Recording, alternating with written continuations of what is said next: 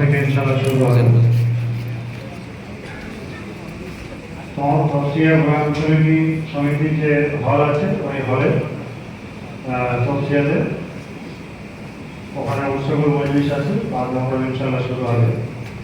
আজকে নিউ দিঘি উলুবেড়িয়াতে উৎসবল মজলিস আছে, প্রসাদ উৎসবল মজলিস, যারা যেতে চান মেহমানকে যেতে পারে।